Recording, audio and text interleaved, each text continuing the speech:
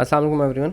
हम कर रहे हैं D2 एक्सरसाइज 9B। ये मेरा चैप्टर हो गया था लेकिन ये टॉपिक काफ़ी रह गए थे। एक्सरसाइज मुझे थैंक यू एक वीवर ने याद दिलाया।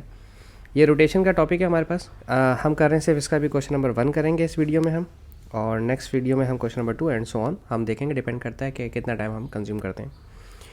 रोटेशन हमारे पास सबसे पहले तो आप समझ लीजिएगा, रोटेशन 2-3 तरह की होती है हमारे पास। रोटेशन हमारी होती है क्लॉकवाइज। पहली तो चीज़, सबसे बड़ी चीज़ क्लॉकवाइज का मतलब यह है कि रोटेशन आपकी इस तरह से होगी, ठीक है। आप राइट टू लेफ़्ट लेकर जाएंगे या लेफ़्ट टू राइट लेकर आएंगे ऑब्वियसली क्लॉकवाइज में। और एक होती है हमारी एंटी क्लॉकवाइज रोटेशन। डेफिनेटली अपने नाम से ही समझ में आ रहा है कि एंटी क्लॉकवाइज रोटेशन के अंदर आपको ऐसे ही रिवर्स घुमानी पड़ेगी। फिर आपको इसमें पता चलता है कि आपका एंगल ऑफ रोटेशन कितना है, ठीक है। एंगल ऑफ रोटेशन का मतलब यह है कि या तो 90 डिग्री पे रोटेट होगी, या 180 डिग्री पे रोटेट होगी, या 270 डिग्री पे रोटेट होगी, ठीक है। और वैसे अगर कोई सोच सकता है कि सर 60 डिग्री पे रोटेशन पूछी जा सकती है, 30 डिग्री पे, नहीं, ऐसा नहीं होता कि या तो 90 डिग्री रोटेशन होगी, या 180 या 270। 360 पे तो कंप्लीट वापस अपनी पोजीशन पर आ जाएगा। फिर सबसे अहम चीज़ आती है कि है सेंटर ऑफ रोटेशन, के हो कहाँ से रहा है, ठीक है, कि कौन से पॉइंट से रोटेट हो रहा है। ऐसा तो नहीं है कि हम कहीं से भी रोटेट कर दें। ये सब चीज़ें मैं अब आपको इस वीडियो में समझाने वाला हूँ, ठीक है। होप्स हो कि मैं आपको समझाने में कामयाब रहूँगा। ओके जी, शुरू करते हैं अपने पहले क्वेश्चन को। कहते हैं the vertices of a triangle ABC are 3, 1, 4, 1 and 4, 5 ABC mapped on to the triangle on to PQR by 90 degree clockwise about the rotation 2, 1। अब रुक जाएं, सिर्फ यहाँ तक रुक जाएं, मेरे साथ रहिएगा। हम पहले इस ट्राइंगल को, ट्राइंगल ABC को अपने पास ड्रॉ करने लगे, ठीक है। इस पूरे ट्राइंगल ABC को मैं एक जगह पर यहाँ पर ड्रॉ करने लगूँ। हम इसको चेंज कर देते हैं, ग्राफ ले रहा हूँ मैं, ठीक है।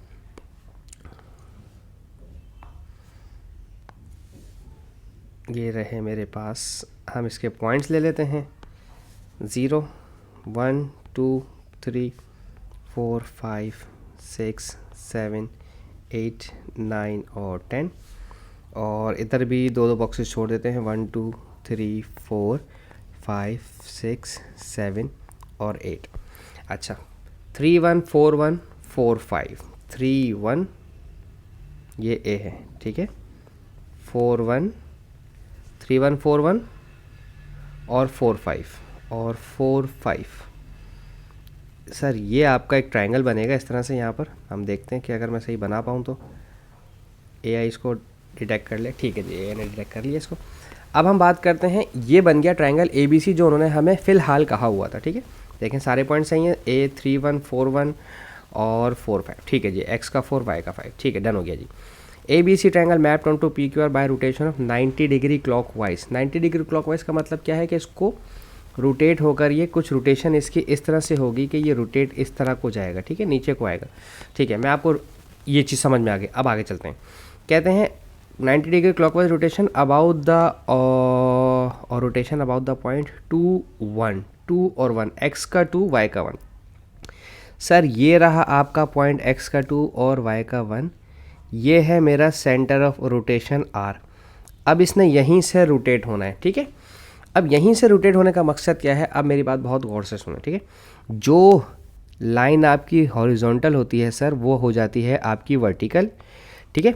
देखें काउंट कीजिएगा, मैं 2 से 3 और 3 से 4 यानी कि 2 यूनिट्स गया हूँ B के लिए। तो नीचे आइए 1 से 0 और 0 से -1, ठीक है। यहाँ पर आकर रुकें, और जब आप यहाँ से यूँ ऊपर की तरफ जा रहे हैं, कितने यूनिट्स ऊपर गए हैं आप इसे काउंट करें। 1 से 5 तक गए हैं यानी कि 4 यूनिट्स ऊपर गए। तो हम यहाँ से 2 से 4 यूनिट आगे जाएंगे, 1, 2, 3 और ये 4, ठीक है। अब जो आपका ट्रायंगल है वो उसको आप, उस ट्रायंगल को आप यहाँ पे ड्रॉ कर सकते हैं इजीली। ये ट्रायंगल इस तरह से देखें। अब आपको देखें रोटेट हुआ हुआ नज़र आ रहा है या नहीं आ रहा। देखें आप अपने ट्रायंगल को थोड़ा सा महसूस करें कि क्या आपका ट्रायंगल राइट एंगल के हिसाब से 90 डिग्री के हिसाब से रोटेट हुआ है या नहीं। देखें अब आपको कैसे याद आएगा कि या जहन में रहेगा आपके कि आपने रोटेशन सही की है कि नहीं की। देखें यहाँ से यहाँ तक का डिस्टेंस देखें, R से A तक का डिस्टेंस कितना है, 1 यूनिट का। तो A डैश यानी कि P नाम था ना इसका, P, इसका डिस्टेंस भी 1 यूनिट का है। और R से B तक का जो डिस्टेंस था वो 2 यूनिट था। तो B जो है वो मेरा Q बनेगा। तो देखें यहाँ से भी मेरा डिस्टेंस 2 यूनिट्स का है, ठीक है। अच्छा, और फिर ये वाली लाइन जो थी 1, 2, 3 और 4 यूनिट्स का डिस्टेंस था, ठीक है। तो फिर ये भी हमारे पास देखें 1 2 3 और 4 यूनिट्स का डिस्टेंस हमारे पास है, और ये मेरा हो गया r।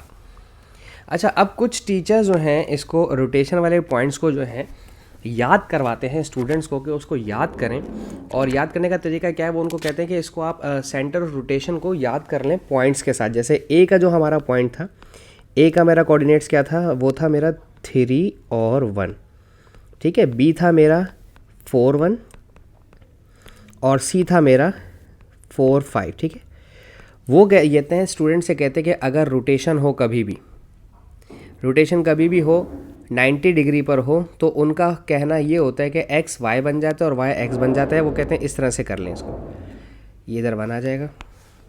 वो एक मैट्रिक्स याद करवाते हैं स्टूडेंट्स को। अब देखो, अगर मैं इस 0 1 और 1 0 को 3 और 1 से मल्टीप्लाई करवाता हूँ, जो कि मेरा पहला पॉइंट था, ठीक है, ठीक है। ये 0 3 से मल्टीप्लाई होगा तो 0 3 ज़ा 0 और 1 1 ज़ा 1 हो जाएगा। नहीं, मेरे ख्याल में मैट्रिक्स इस तरह से नहीं था।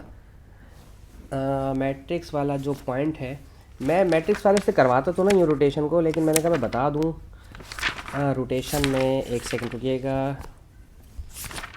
नहीं, यहाँ पर नहीं, रोटेशन को मैट्रिक्स से ना करें। आप जब D4 में आएंगे तो मैं वहाँ आपको मैट्रिक्स समझाऊंगा, अभी आप ना करें, क्योंकि अभी बहुत ज़्यादा फिर कॉम्प्लेक्स हो जाएगा। फिर वैसे ही रोटेशन बहुत एक कॉम्प्लेक्स टॉपिक है। अगर मैं अभी आपको मैट्रिक्स समझा दूंगा तो आपके लिए काफ़ी चीज़ें टेक्निकल हो जाएंगी। तो फिलहाल आप इसको ये याद रखिएगा कि आपने अपने लाइंस को किस तरह से रोटेट करना है सेंटर ऑफ रोटेशन से। सेंटर ऑफ रोटेशन से डिस्टेंस काउंट करना है, जो हॉरिजॉन्टल होंगे वो वर्टिकल हो जाएंगे, जो वर्टिकल पॉइंट्स होंगे वो डिस्टेंस होंगे वो हॉरिजॉन्टल हो जाएंगे। यहाँ पर आपकी रोटेशन खुद ही कंप्लीट हो जाएगी, ठीक है। होप सो मैं समझाने में कामयाब रहा हूँ आपको। Thank you so much for watching my channel. अल्लाह हाफिज़।